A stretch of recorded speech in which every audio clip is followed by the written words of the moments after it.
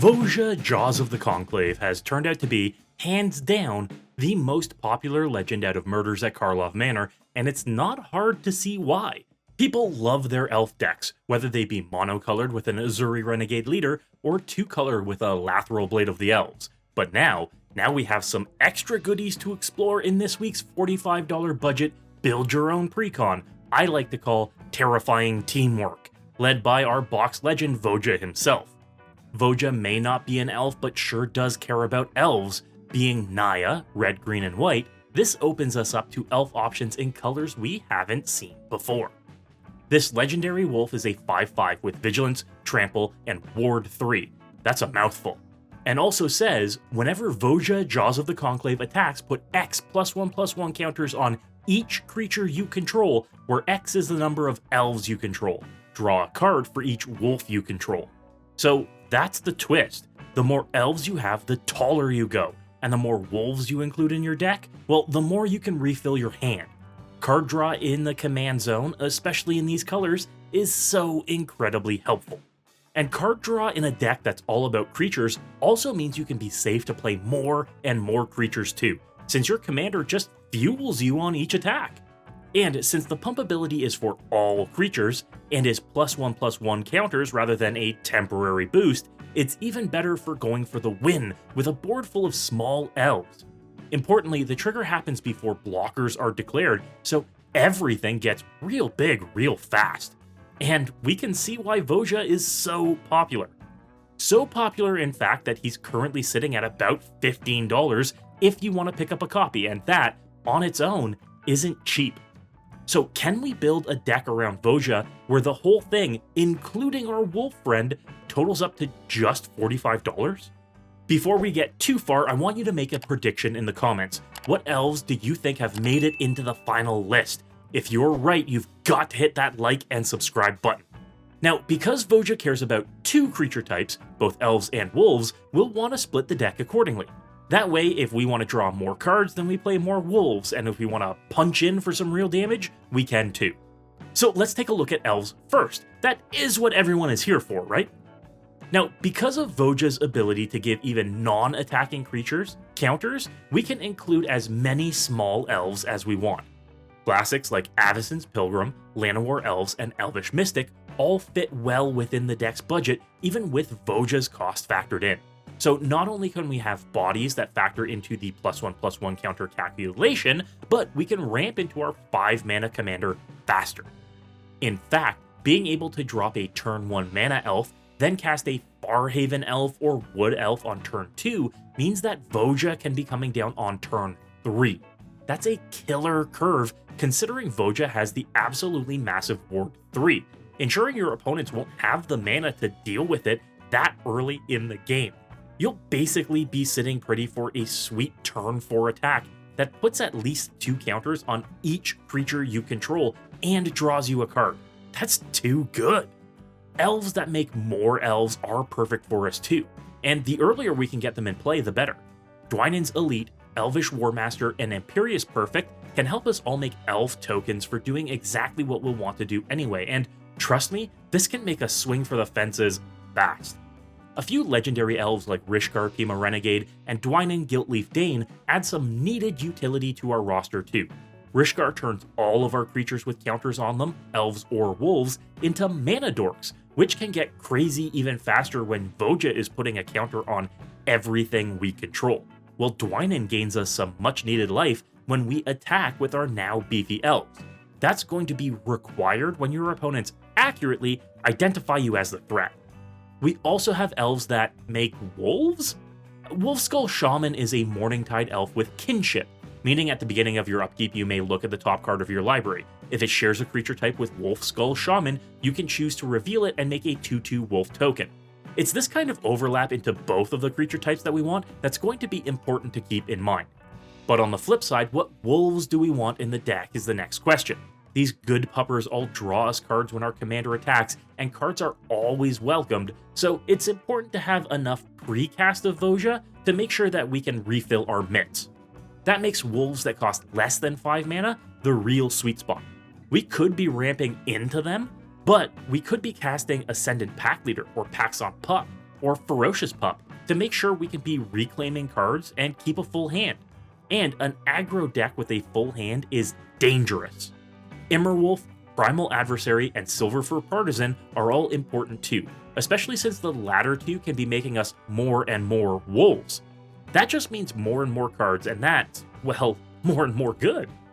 Nightpack Ambusher is a flash wolf that could be making us more wolves if we decide not to cast spells on our turn. And Wolfbriar Elemental, while not an elf or a wolf, can be making us a boatload of wolf tokens and drawing us almost entirely too many cards. However, with that mono-green multi-kicker in a 3-color deck, you'll want to be very careful about how you spend your mana. Tovolar, Dire Overlord, flips into Tovolar the Midnight Scourge, and then makes it so our wolves and werewolves draw us more cards, while also giving us a Kessig Wolf Run activated ability. He himself is not a wolf or an elf, but he works oh so well with our wolves and is a great substitute for Voja if our commander becomes kill on sight.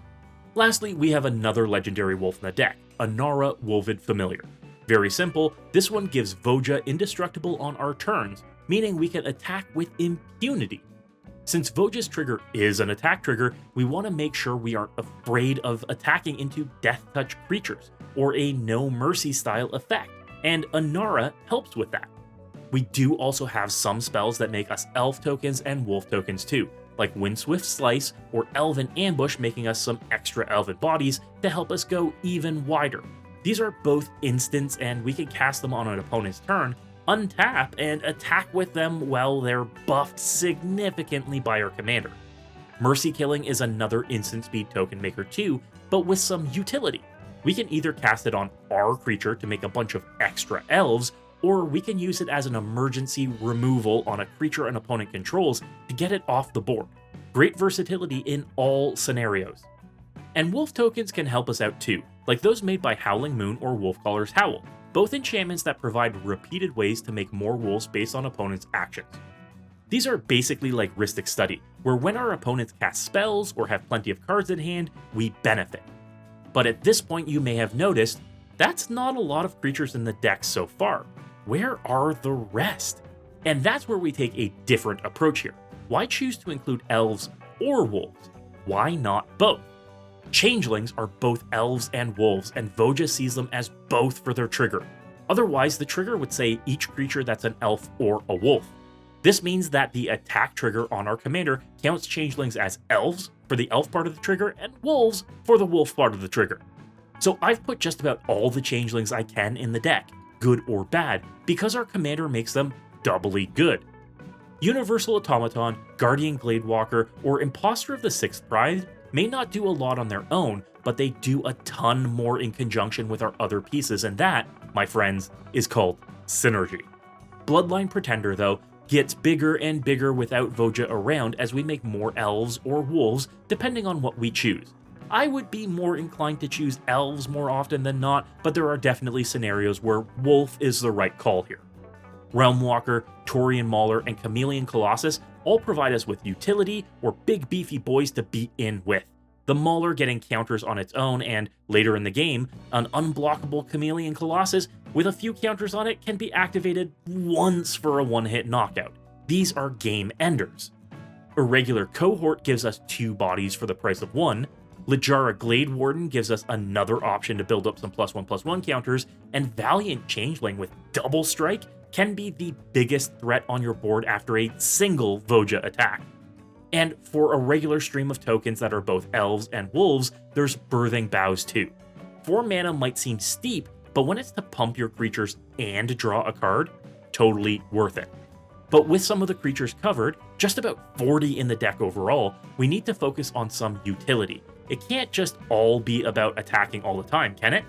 Well, the answer is yes. Let's make attacking a bit easier. If we give Voja haste on top of everything else, it makes it easier to get an additional trigger and opens us up to fewer opportunities for our opponents to interact with it. Invigorating Hot Springs, Rhythm of the Wild, and Rising of the Day may seem like a lot of redundancy for giving your creatures haste, but redundancy is consistency. So giving us more ways to play a whack of creatures and attack with them the same turn, that's all good. But what if I were to upgrade this list, pour a few more bucks into it, and crank the power level up to 11? The new War Leader's Call could be a big one. It's both a Glorious Anthem and an Impact Tremors on a single card, and is justifying its currently $11 price tag. With the volume of creatures we're casting and tokens we're making, this is extra non-combat damage on top of all of the punchies we get to do. Speaking of casting creatures, the more ways to draw cards outside of our commander would be even better. Guardian Project and even the Great Henge would make excellent additions, play into our synergies, and make us less reliant on Voja as often. Of course, doubling season would be good here too. I don't think I have to say that. We make tokens, we put counters on things, it fits. But likely the first card I would add would be All Will Be One. We get to put so many counters on each creature we control in this deck, and All Will Be One throws that damage around in massive bursts. It's important to have ways to deal non-combat damage, just in case, and the base list lacks that. This would be a huge plus. With that said, no build your own precon would be the same without the Pivot, an alternate commander in the 99 that we could make a few changes to the list to adapt the deck around. And this deck's pivot is Rocco Street Chef. It's a 3-mana elf druid and is a 2/4 that reads, at the beginning of your end step, each player exiles the top card of their library. Until your next end step, each player may play the card they exiled this way.